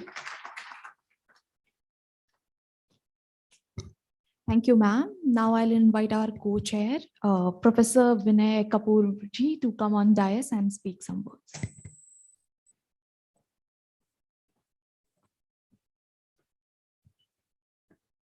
Honorable Chairperson of the session, panelists, distinguished gathering. So we are all here gathered for one purpose, and that is to see the human rights in Indian culture and philosophy. To me, it's in a way introspection, to connecting with our roots.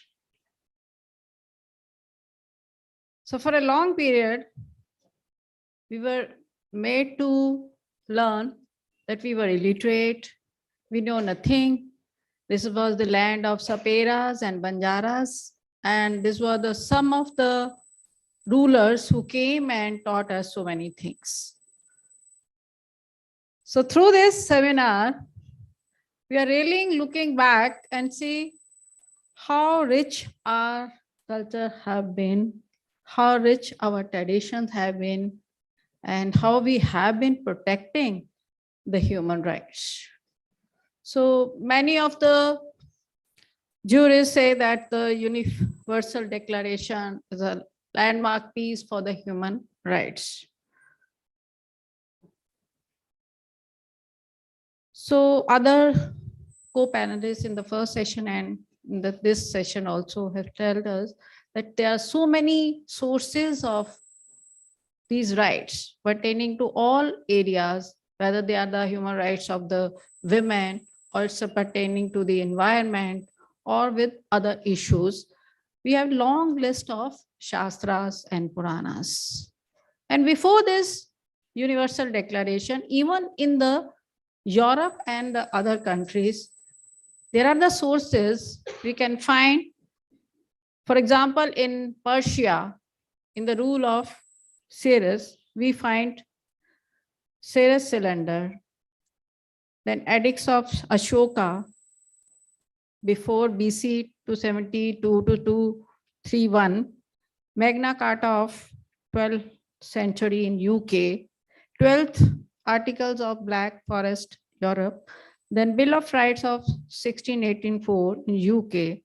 And then also we find few jurists in 17th, 18th and 19th centuries like J.S. Mill, Hegel and Paine. And then come this 20th century's Universal Human Charter. So basic thing is that all we are talking about is basic rights of right to life, liberty and equality. So are we really today ensuring these rights? Our culture says that the rule of law comes from dharma. What is dharma? Madhva Narayan, who was a minister in founder kingdom of Vijayanagar, Hakka and Bukka, in his commentary on Prashar Samriti, explains about the meaning of dharma. Abhyudhay nikshayase sadhan len dharyati iti dharma. So dharma is that which sustains and ensures progress and welfare of all in this world. Everyone is talking about Vasudev, Kutumbakam and everything.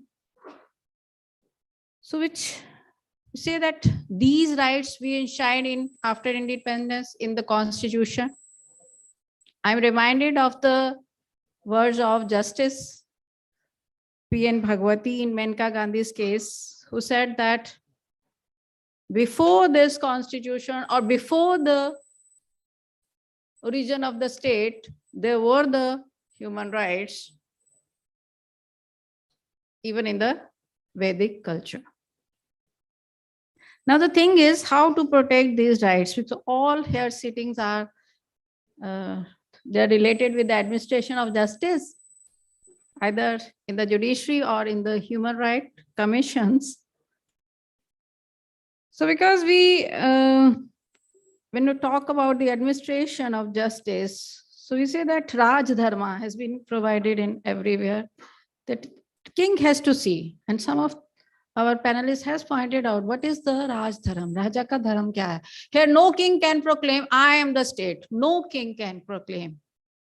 Because whenever he used to be on the, जब भी उसका राज्याभिषेक होता था, and if she said, aham,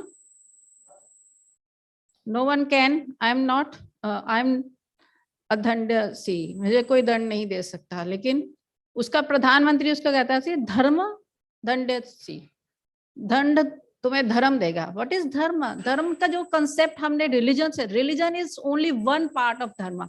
Religion is our way of worshipping, whereas dharma is our way of living, which includes each and every action of us, including, because I may not worship, I can be atheist, but still I have a certain rules and regulation to be governed, my duties towards my other family members, towards the society. The thing is that our forefather has always emphasized on the concept of our and not I.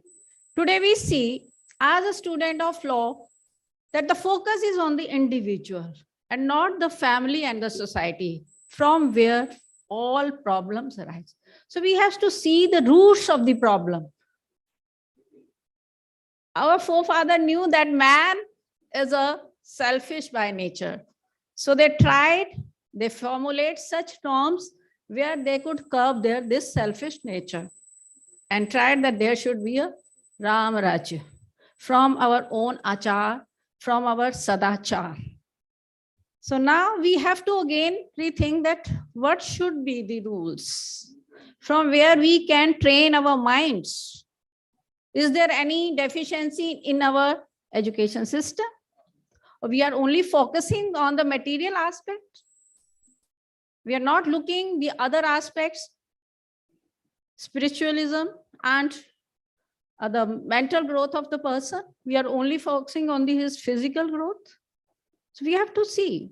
So we are here for a manthan, and we will have to act upon. We have discussed so many things. Now each and everyone has a very good position and in a position to take the decision.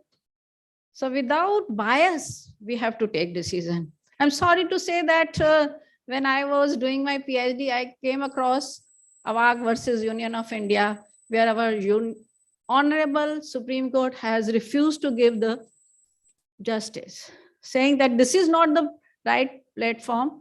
So whenever there was a discussion about the discrimination, violation of the right to equality, we have to again see some of our provisions of the Constitution.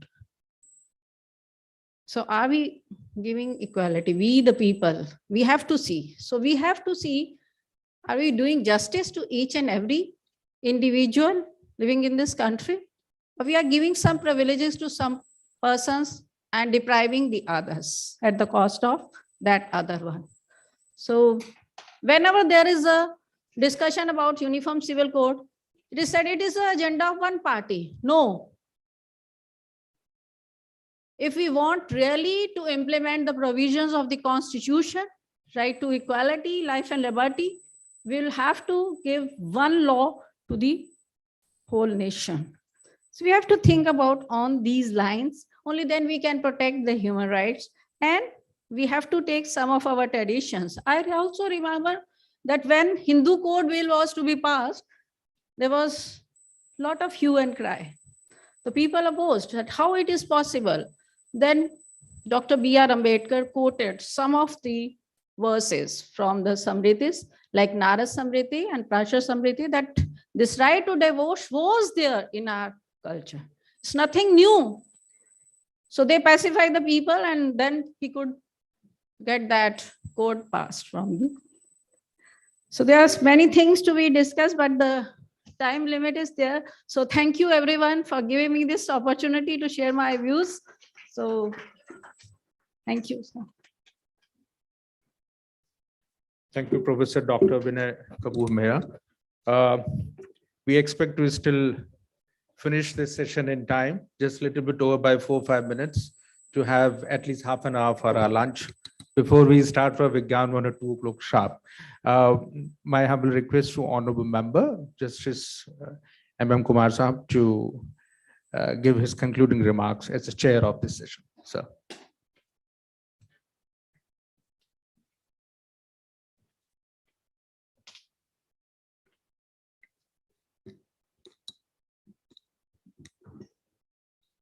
Friends, we have a very insightful session. Dr. Dwivedi started with Vyas, Manu Samriti, dialogue between Lord Ram and Bharata, 88 questions. Question answer between Narada and Yudhishthira, which were very enriching.